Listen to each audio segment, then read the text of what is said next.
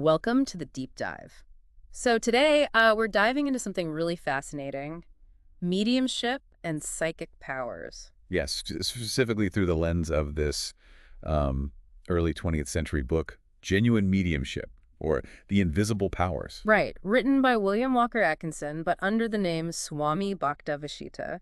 And, for anyone listening who's curious about the stuff but wants the core ideas without getting bogged down. This is kind of that direct path. We're Mhm. basically pulling out the key insights from this old text, which is actually pretty accessible now, thanks to Project Gutenberg. Exactly. So our mission today, unpack what Atkinson thought psychic abilities are, how they might be developed, and the principles he believed were behind it all. Okay, so where does he start? Well, right off the bat, he tackles the skepticism. Which was probably pretty strong back then, right? Oh, absolutely. And he uses this great analogy. Imagine a community where everyone's blind and deaf. Okay. And then someone comes along claiming they can see and hear. Mm. The community would likely just reject them, call them abnormal, right? Yeah. Yeah, that makes sense. It's outside their shared reality. Exactly. So Atkinson uses that to frame public skepticism towards psychic stuff. But he flips it. He says these abilities aren't abnormal, like a defect. He calls them supernormal, doesn't he? Suggesting they're actually, like, an advancement? Precisely. Potential advancements in human capability. Not something wrong, but something Yeah. more. And this book came out when there was a lot of interest in this kind of thing, these nature's finer forces, as he put it. Yeah, he needs the growing public curiosity. People were starting to wonder if maybe these abilities were just sort of latent, waiting to be developed. So he acknowledges the doubt, but immediately reframes it. It's not about being weird. It's about potentially being more developed. A really interesting start. Definitely sets the stage. And then he gets into a really core concept for his whole theory. Vibrations. Ah, yes, the vibrations. This seems fundamental. Totally. He basically argues that all our senses, sight, hearing, touch, taste, smell, they all work by picking up on vibrations. Different kinds, different frequencies. Makes sense. Light waves, sound waves. Right. But here's the kicker. Our senses only pick up a limited range of these vibrations. Okay, so there's potentially stuff out there vibrating at frequencies we just can't perceive normally. That's exactly his point. He talks about potentially other world planes of being existing right alongside us, but invisible because their vibrations are just off our scale. Like a radio station you can't tune into. Perfect analogy. Yeah. And that leads him to suggest, well, maybe we could develop finer senses or even use instruments. To detect these unseen vibrations. Yeah. And if we could, it might open up a whole new universe of things, reveal realities we're totally unaware of now. He gives examples, right? Like sound beyond our hearing, light beyond our sight. And then he kind of speculates, could we eventually learn to see things like electrical waves? Maybe even perceive things wirelessly across distances? It sounds wild, but it follows from that core vibrational idea. Okay, so if the physical world is vibrations, what about the mental world? Well, that's the next step. He applies the same principle. Thoughts, emotions, desires. He says these also have their own vibratory motion. And these aren't just stuck inside our heads. Apparently not, according to him. They can radiate outwards, and potentially other people can register them. So this is his basis for things like telepathy, thought transference. Telepathy, thought force, suggestion. It all comes down to these mental vibrations, traveling and potentially influencing other minds. He even calls people dynamic foci, constantly radiating this mental energy. Interesting. He talks about transmission versus transformation, right? How does that work? Yeah, it's a bit subtle. Yeah. He suggests that if the conditions are similar, maybe between two people close by and thinking alike, the thought vibration might just be transmitted directly. Okay. But if it needs to travel further or bridge a gap between different mental states, it needs to be transformed. Transformed into what? Well, he uses this analogy of a battery. The chemical reaction stays inside the battery, right? Yeah. But it generates an electrical current. It's dynamic correlate that can travel. He says thought is similar. The core thought stays at home, but it generates this dynamic aspect, maybe some kind of etheric vibration that can travel. And these traveling vibrations can then affect someone else. If that person is receptive, yeah. He says these forces can modify surrounding forces and gain inductive action in people who are sort of aligned or adapted to them. Which brings us to the how. How are these supposed thought waves actually received? Good question. And he looks to the science of his day for possible answers. He brings up the Branly or Lodge coherer. That early radio component with the metal filings. Exactly. It worked because incoming radio waves made the filings clump together, completing a circuit. Atkinson noticed, or thought he noticed, a similarity to the gaps, the synapses, between nerve cells in the brain. Ah, so he's suggesting maybe nerve cells act like tiny coherers in the brain, receiving these subtle waves. That seems to be the idea. Nerve coherers, picking up ether waves, carrying thoughts. Remember, the idea of the ether as a universal medium was big back then. Right. And someone named Haddock proposed a psychic field around people. Yeah, Atkinson quotes him. Like a magnetic field, but psychic, existing in the ether, potentially carrying these mental signals. He also uses the brain battery analogy again here, doesn't he? Brain as both transmitter and receiver, using nerves and maybe this ether for wireless transmission. And then there's the pineal gland. This is fascinating. It really is, because Western science at the time didn't really know what it did. But he points out that Eastern occult traditions considered it super important for transmitting and receiving these mental vibrations. He even notes its structure with nerve cells and tiny particles. Brain sand resembles parts of those early wireless receivers. Wow. Trying to bridge biology and psychic phenomena. But he's clear that thought itself doesn't travel like a wave, right? Right. He emphasizes transformation. Think about a telephone. Your voice vibrations get transformed into electrical signals, travel, then get transformed back into sound. Okay. He says mental vibrations do something similar. They transform into these subtle etheric vibrations, travel, and then transform back into mental vibrations in the receiver. But not everyone picks up every thought floating around, presumably. Exactly. And that's where the other key concept comes in. Attunement. Like tuning a radio again? Precisely. The receiver has to be in tune with the sender. You only pick up the mental messages you're attuned to, the ones on your wavelength. So those are his two big words for understanding it, transformation and attunement. That's what he stresses, yeah. Yeah. Keys to the whole process, as he saw it. Okay, so how does this play out? He talks about involuntary transmission first. Right. This is just the idea that we're constantly sending out thought waves, often without meaning to, just by thinking and feeling. And these can affect people around us. Through what he calls mental induction, yeah. If someone nearby is receptive, your thoughts or feelings could awaken similar states in them. And the stronger your initial thought or emotion, The further the wave travels. that's the idea. Then there's the flip side.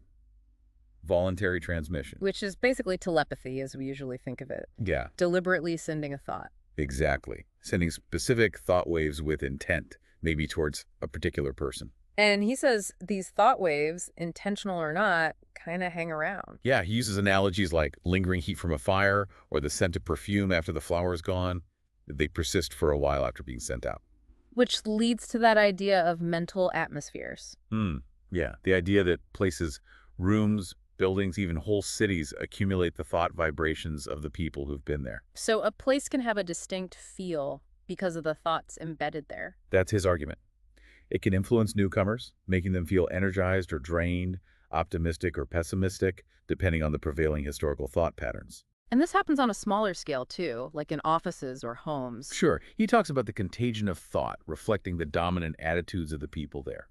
Even mental whirlpools created by strong personalities influencing crowds. Or mental tidal waves of emotions sweeping through communities, like political rallies or something. Exactly. Things like waves of enthusiasm, prejudice, religious fervor. He sees these as large-scale effects of collective thought vibrations. It really paints a picture of constant, unseen mental interaction. It's a lot to think about. Now, he doesn't shy away from the darker side either, does he? Black magic. No, he addresses it, defines it basically as the selfish, harmful use of this mental influence. Does he think it's real? He acknowledges its historical and, he implies, contemporary existence. He mentions how people believed witches could send harmful thoughts using focused mental images. And the belief itself played a part. Absolutely. He suggests fear and superstition made people more vulnerable to suggestion. If you believed someone could curse you and you were afraid, that fear opened the door to the negative influence taking hold. He mentions modern examples too, vaguely. Yeah, implying people still try to use mental influence unethically. He explains sorcery using objects like wax figures as methods to help the practitioner focus their mental energy and, crucially, to leverage the victim's own belief and fear. So if this negative influence is possible, how does he say you protect yourself? The core principle is denial. Denying the power that someone is trying to exert over you. Just refusing to believe it works. And cultivating a strong mental attitude of immunity. Affirming it. He contrasts this with people who do believe in and fear others' psychic powers. They become susceptible. He gives that example of people in Hawaii, right? Yeah, saying white people weren't affected by kahuna magic because they simply didn't believe in it. Disbelief and lack of fear created immunity. So it's about your own mental state being the shield. He even gives specific affirmations. Hmm. Things like, I am an immortal spirit, immune from all base psychic attacks. Or just flat out, I defy you. My inner power casts off your influence. It really comes down to refusing to accept the asserted power of others over your mind. Okay.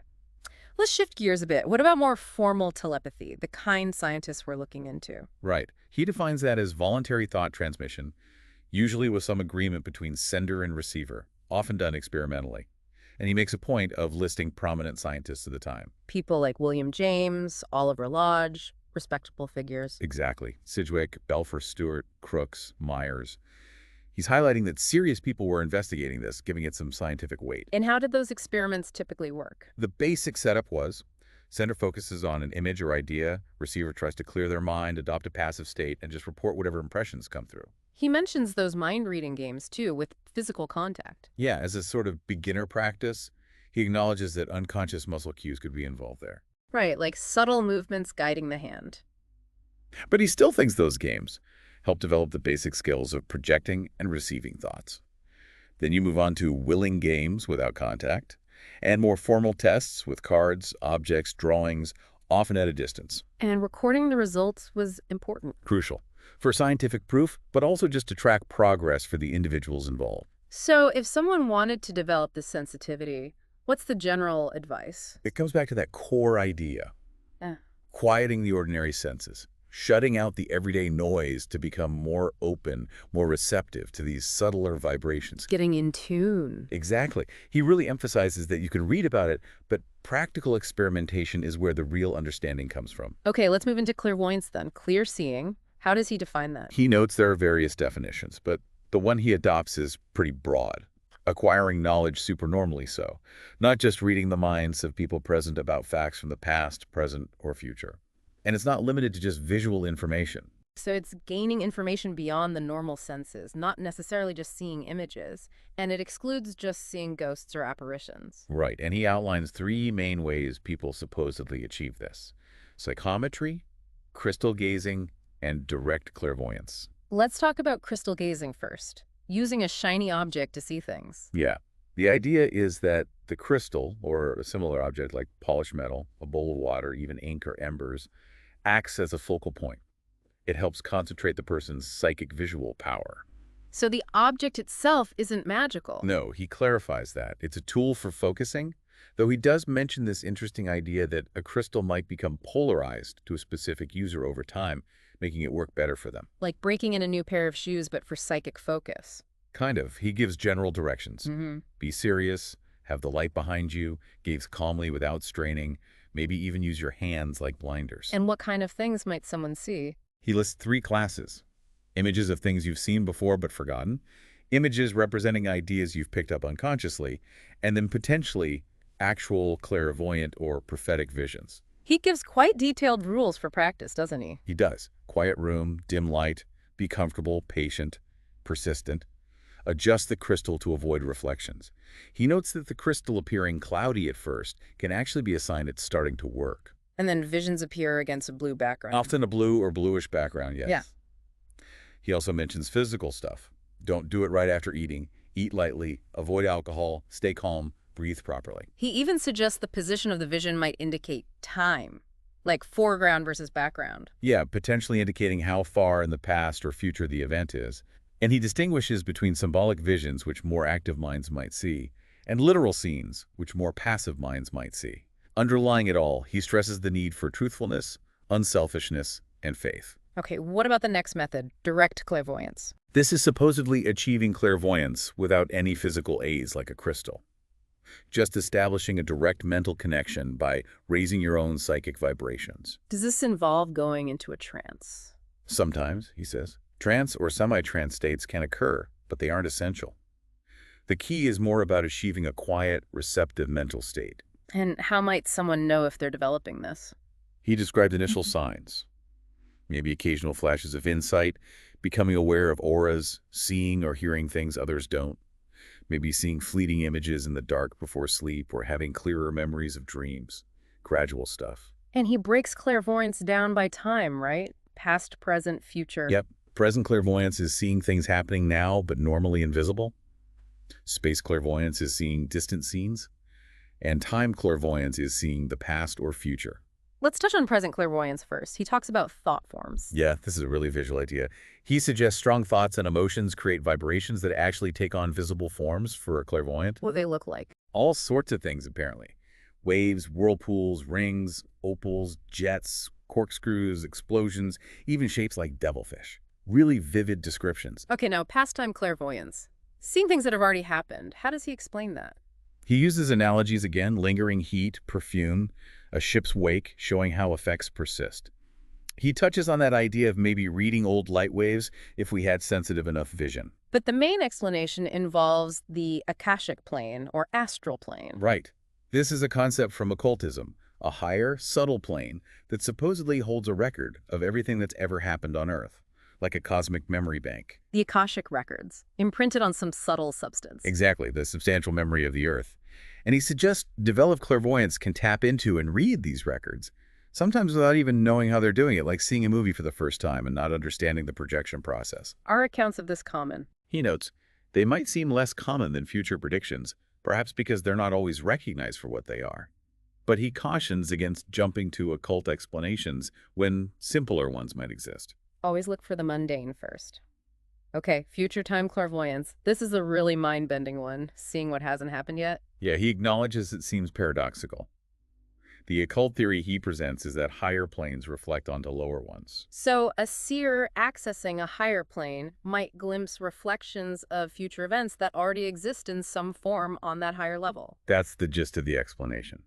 More or less clear reflections, maybe distorted, but he insists future clairvoyance is a real phenomenon, backed by historical accounts and research societies. He gives that incredibly detailed example, the prophecy of Cazot. Yes, a really striking case from just before the French Revolution, where Cazot supposedly predicted the specific, often grim fates of several nobles and intellectuals present, including the king, with remarkable accuracy. And other examples. George Fox, Caesar's death.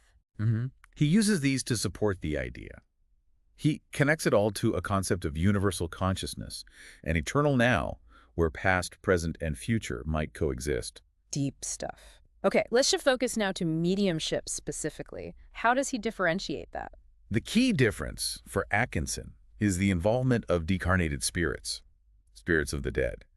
Mediumship isn't just using your own psychic ability. It's allowing these spirits to influence or control you, to communicate or produce phenomena. So there's a physiological side, a nervous susceptibility. Yeah, he calls it a peculiar nervous susceptibility to the psychic force that spirits use.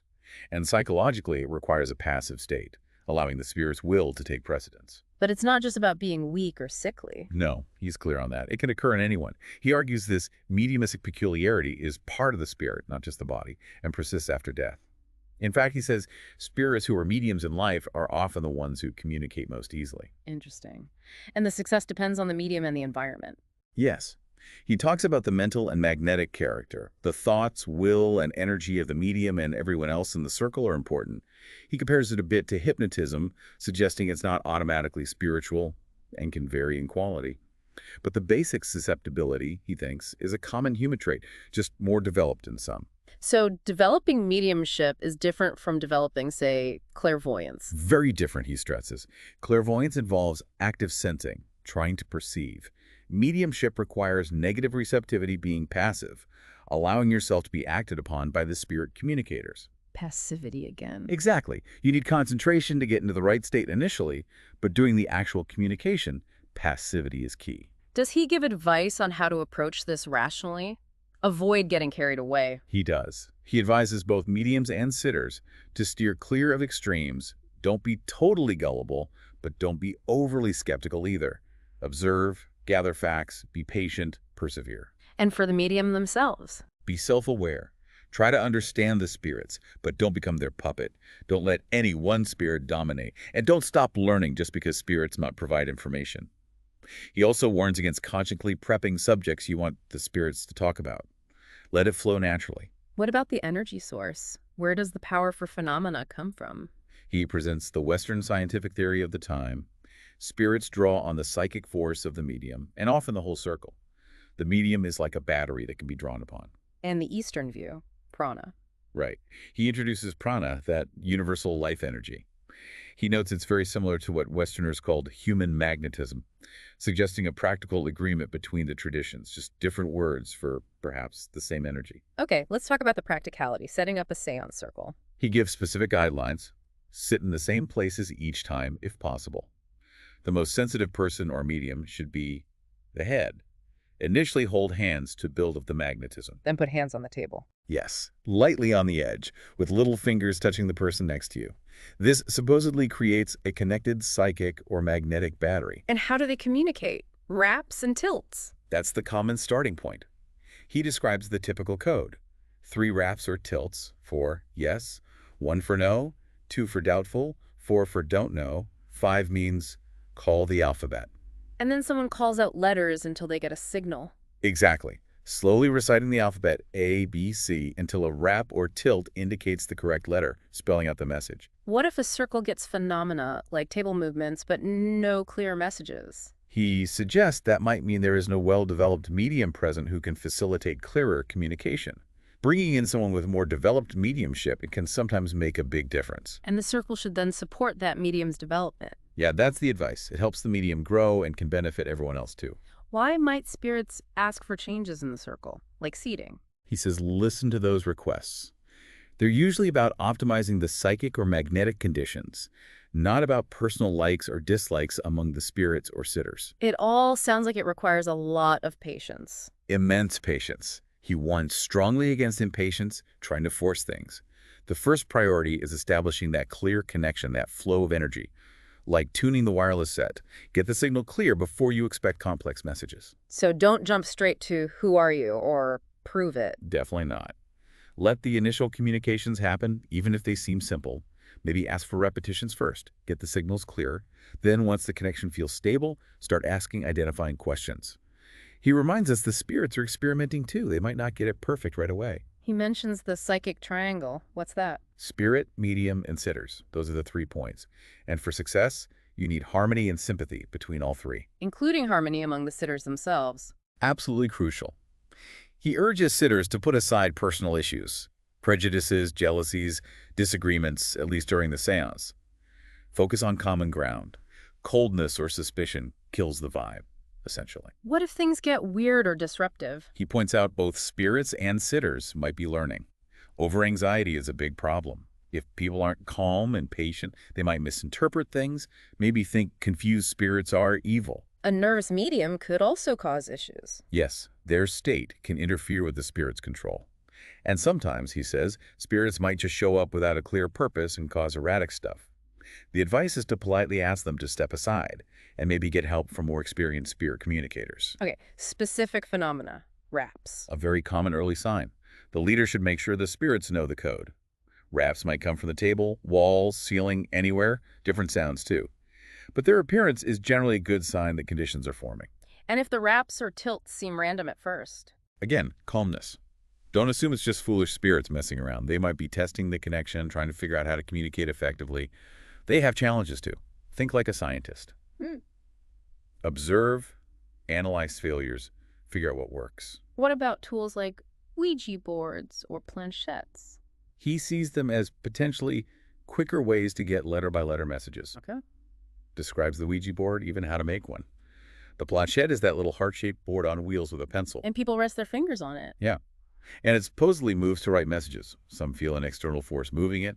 Others feel their own muscles doing it, perhaps unconsciously directed.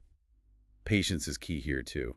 Don't bombard it with questions immediately. Then there are spirit cabinets for materializations. That sounds intense. It is. Used for trying to get spirits to manifest physically, requires a very quiet, reverent atmosphere. Singing hymns while waiting is suggested. It's not something you jump into. No, he advises a gradual approach. Start with simpler phenomena. Materialization is difficult, needs immense patience. The first sign might be hazy phosphorescent lights. Spirit phosphorescence. Then maybe cloudy, misty shapes, materialized substance, often incomplete at first. The key is not to freak out, because fear disrupts things. Could lead to materialized hands or objects moving. Possibly. Touching sitters, dematerializing things, eventually maybe more solid-looking forms that can be recognized and even interact, but it's presented as a very advanced and difficult phenomenon. And slate writing, messages appearing on sealed slates. Yeah, put chalk between two slates, tie or seal them tightly to rule out fraud. Place them on the table. You might hear scratching. Later you open them and there's writing inside. Again, often takes many attempts, not guaranteed. So wrapping up on mediumship development, what's the final advice? He reiterates that specializing often yields the best results developing your natural aptitude rather than being a jack of all trades. Maybe consult an experienced medium for guidance. He suggests that yes, get some insight into your potential. But don't rely too heavily on their advice because different spirits might work differently. Ultimately, only your own experience will show your strengths. And if things aren't working, Change the conditions after a fair trial period. And a key warning, don't try to induce trance states by yourself. Join a good, supportive private circle. okay. So as we wrap up this deep dive into genuine mediumship, we've covered a lot of ground. From the basic idea of vibrations. To those core principles of transformation and attunement for psychic communication. And the whole spectrum, really thought, influence, clairvoyance in its different forms, and then mediumship itself.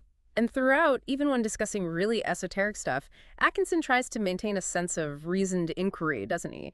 Looking for natural principles, even if they're subtle ones. Absolutely. It reflects that turn-of-the-century attempt to bridge science and the unexplained. He's urging understanding over just blind belief. So for you listening, these ideas coming from over a century ago definitely give us a lot to think about. The possibility of unseen forces, maybe untapped human abilities. Yeah, it really makes you wonder, and maybe a final thought to leave people with. If things like mental vibrations are real, if there's this potential interconnectedness, maybe even access to past or future, Yeah. what does that really imply about consciousness itself, about the nature of reality? Definitely something to ponder. A fascinating journey through some complex ideas.